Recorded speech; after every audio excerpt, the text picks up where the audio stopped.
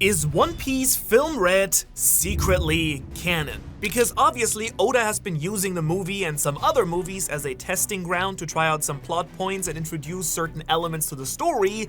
Elements like an island of music, a demonic entity summoned through song, etc. Because with the reveal of Esperia now, Brook's homeland, I do think that we're going to be able to predict what tragedy is gonna hit that island by looking at Elegia. And the reason I'm making this video is because I've been getting pretty bad deja vu here, because it kind of might feel like this Brook flashback is a little bit misplaced, but pretty soon we're going to see why it has to happen right now in the story with, Emu going completely wild. Because whatever the King of the World does next on Elbaf is probably going to call back to the fates of Gunko, her parents, and the Kingdom of Esperia altogether. And I'm pretty sure that Oda already told us what's gonna happen here in One Piece Film Red. I actually made this connection in a recent video about the beginning of Brook's flashback altogether, but while I touched on it for just a few moments there,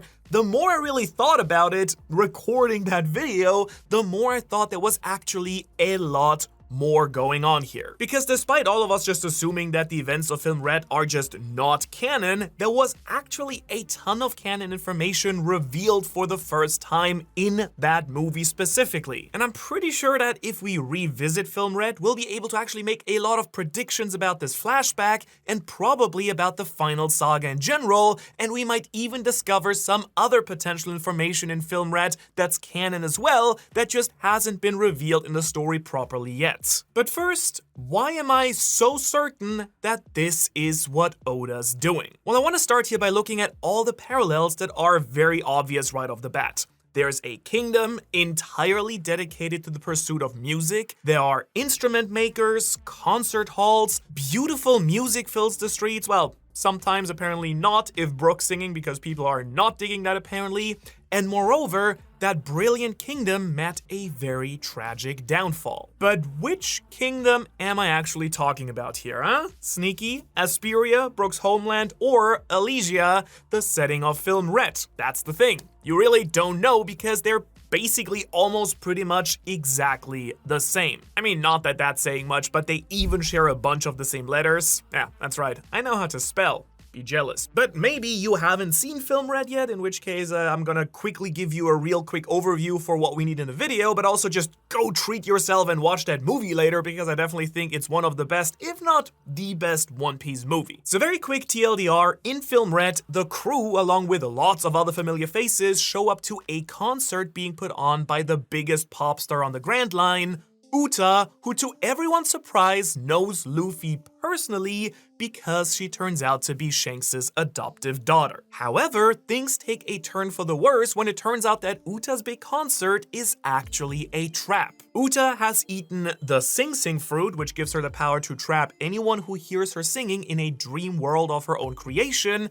and she plans to trap all of her listeners, like 70% of the world's population, because people listening to this on the radio and stuff, trap all those people in her perfect world forever. And then later, Uta starts singing the forbidden song Tot Musica and summons a powerful musical demon monster of the same name called Tot Musica. And turns out that the only way that Big Tater Tot here can actually be defeated is by attacking it both in the dream world and in the waking world simultaneously, so Luffy and Shanks and their crews coordinate their attacks in both worlds and finally manage to save the day. Now, I don't really feel like it's a huge logical leap here to say that the stories of Elegia and Esperia are going to parallel each other very closely. I mean, it almost feels like Film Red was a testing ground of sorts for this specific new flashback. And so to now finally start testing out theory here, let's look at all of the canon stuff that Film Red actually managed to pack into its little runtime,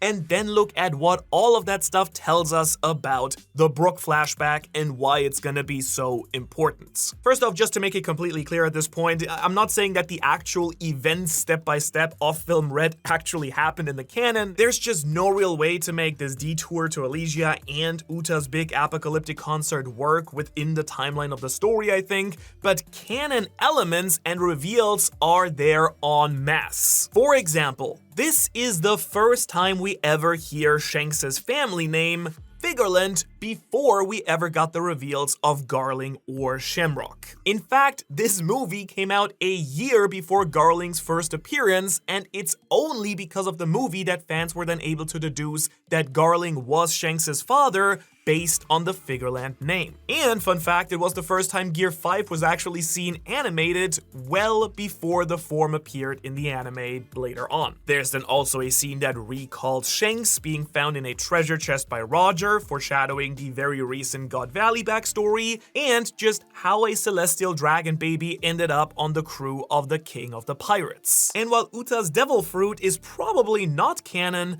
the character herself, Uta, and her relationship with Shanks are canon, with her appearing in silhouette in the manga when Shanks shows up to Wano. And the musical demon Tot Musica isn't canon by itself either, but Oda has gone on record in the screenings of the Japanese version saying that something like Tot Musica does exist in the series, and I bet you we're about to see what that is, or maybe we already have. So, with all of these similarities, let's return to Esperia and Elegia, the canon and the non-canon music-themed islands side by side. On Esperia, we meet a young 20-year-old Brook as the leader of Esperia's battle convoy. He's something of a personal retainer to the young Princess Shuri, who we know will at some point later on become the Holy Knight and vessel to Imu, Gunko. We also meet Shuri's father, the King Ryuven, and her mother, the former leader of the battle convoy, Kendall. By the way, if you want to see my first raw reaction to new characters and stuff like this, like Kendall here, you can join me over on Patreon, where I record my early thoughts before I put the full chapter review together for Sundays when we drop the official. And as a Patreon, I always encourage you to also just toss out your thoughts, and you know, they might make it into a video as well. Now, that's basically how this flashback has been set up to begin with, but we also know some details of how it's going to end. By the time the story heads back to Elbaf, Esperia will be no more, and Brook will see Shuri for the last time in a long time as she heads for Marijua. Afterwards, Shuri will be given the new name Gunko, which means war drum, heightening that musical connection even more, have her memories and her free will erased, and become a direct handmaiden to Imu, and then finally become the devoted Blade of God that we know her as right now. You see, I suspect that the royals of Esperia might already be connected to the Holy Knights because, let's be real, Queen Candle's outfit is basically one-to-one with the Holy Knights' uniforms. We know that Shuri is eventually taken as a Holy Knight as well, but that might be something that she's actively being raised into for all we know. Or, given that the Holy Knight spots are kind of limited, she might replace Kendall if her mom dies in the flashback, and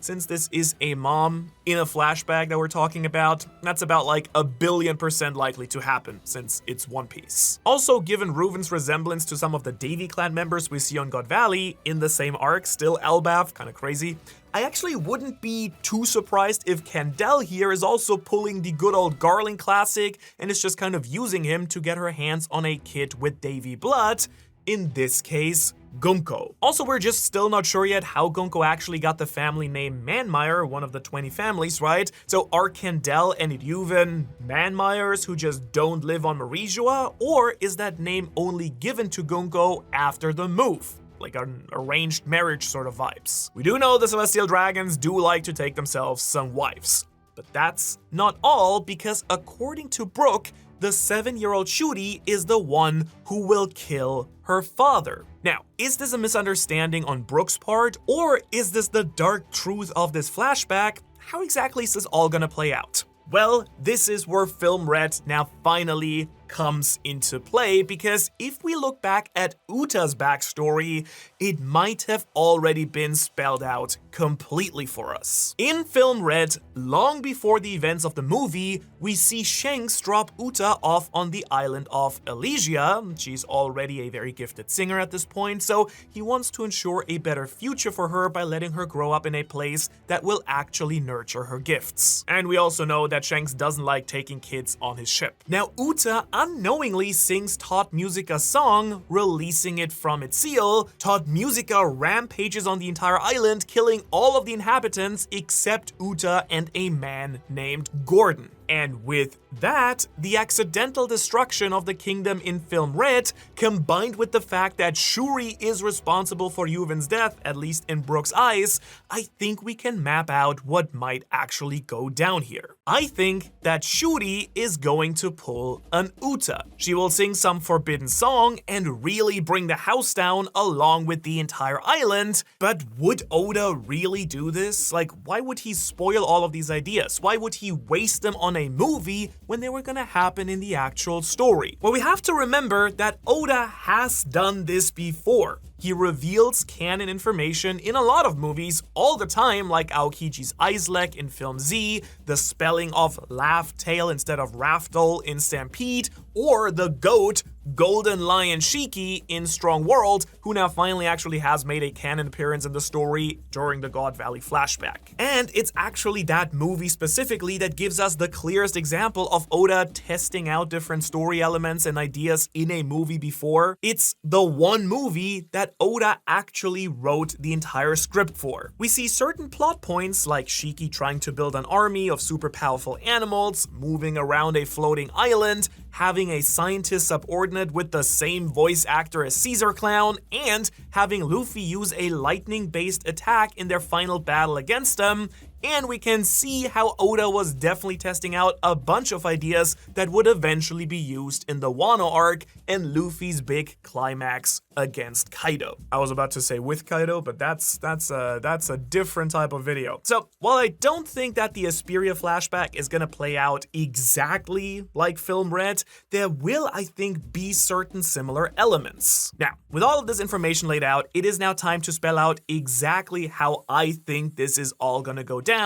The Downfall of Esperia. Esperia is a kingdom of song. They know all the classics. Brook even goes around singing Bing Sake in the morning, or should I say Mermaid, despite his not being a pirate.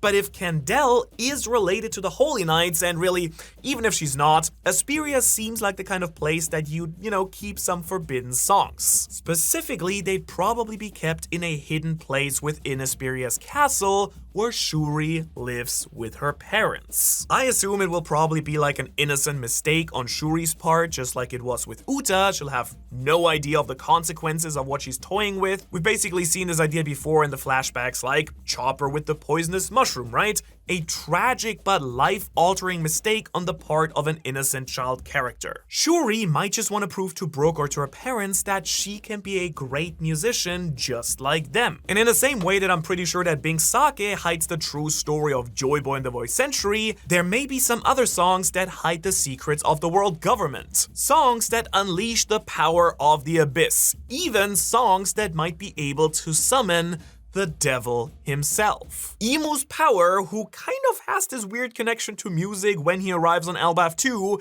may be unleashed upon the entire island. Perhaps Shuri is put under Imu's control for the first of many times, and that's how she kills her father, with Brook seeing the aftermath and being led to believe that she genuinely meant to kill him. Perhaps information is revealed that was not supposed to escape, and therefore the entirety of Elysia must now be destroyed, pretty much like we've seen it before with the island of Ohara or Lulusia. Or potentially, Imu himself is transported and haven't been seen by ordinary people. They now must all be destroyed, and he takes it upon himself to do so by possessing Shuri, or maybe Domi reversing her. And once the kingdom is destroyed, once Candel and Reuven are dead, Imu may acknowledge her potential. Even as a young child, she might have been able to tap into the powers of the abyss. She could be turned into the perfect Holy Knight, again, potentially to replace her mother's spot on the roster. And so he sends a ship to fetch her, brings Shuri back to Marijoa, and makes her an offer that she can't refuse. The chance to forget finally the destruction that she once caused, the loss of her mother,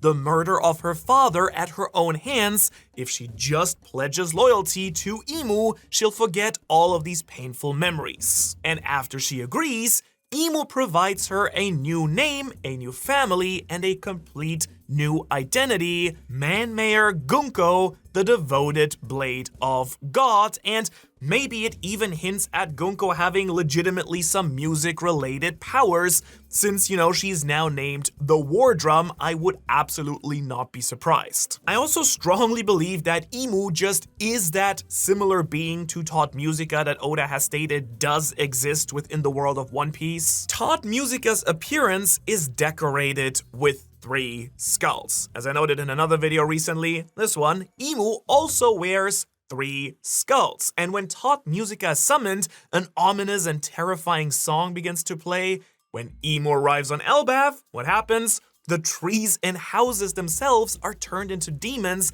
and begin to sing a song of celebration for the king of the world. Music, we know, is a powerful force in One Piece. And it's not just Luffy who gets to have it with his drums of liberation. Imu is also musical. And since his existence seems to straddle both the physical world and the Dark Abyss, I do think that the key to defeating Imu may be similar to Tot Musica as well. One person may have to fight him in the real world, while another person has to battle him within the Abyss, making him effectively unstoppable in the current moment on Elbaf, no matter what Luffy and Loki are gonna hit him with. They will need someone like, I don't know, a traitorous Holy Knight, looking at you Shamrock by the way, or Blackbeard, whose Darkness Fruit may be connected to the Abyss, to ever stand a chance to actually take Imu down. The other big question, of course, though, is still, why now? Like, we are in the middle of the battle of the century, Loki versus Imu, and probably Luffy soon, finally getting to see the big bad boss of the entire world government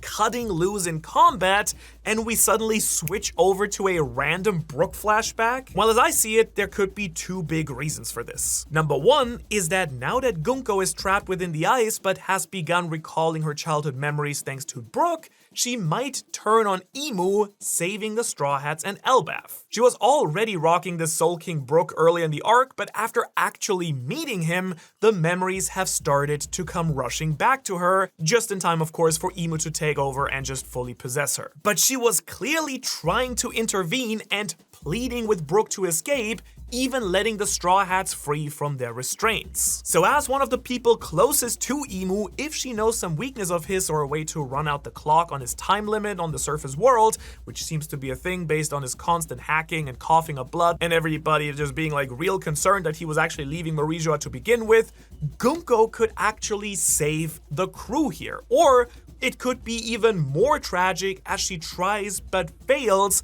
unable to resist Imu's covenant, just like Harold was. She might even be forced to sacrifice herself in an act of redemption after remembering what happened on Esperia. Or the second option I kind of like even more, it might be happening right now, the flashback, because however Esperia gets destroyed during the flashback is how Imu is also about to destroy Elbaf. We see Imu starting to unleash his techniques, then we cut away and see their true power in a flashback, and then we come back knowing what might happen in just a moment. This is of course another classic Oda move he's done in flashbacks before. We see Dofi summon the birdcage, then we see it again in Law's flashback. We see Odin cut Kaido with Enma in the flashback before Zoro does it in the present day. And of course we've seen it a couple of times during Elbaf, with Imu of course first debuting Domi Reversi and then seeing him use it properly to its fullest on rocks in the flashback, or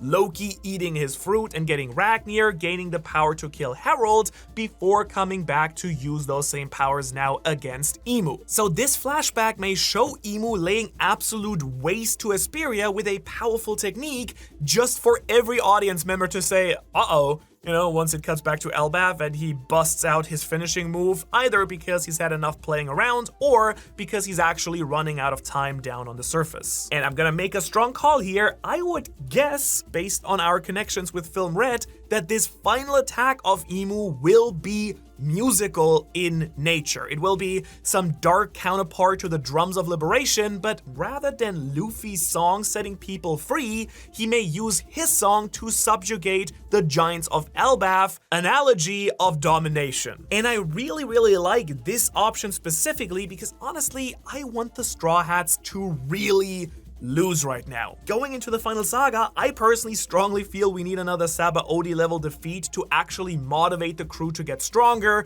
to have some real stakes towards the end, have some people die. We might even need to have another little time skip, and I do talk about how all of this might go down in this video right here if you're curious. Otherwise, thanks for watching. Let me know what you think. And otherwise, I will see you in the next video. Thanks also to our Patreons. And have a great week.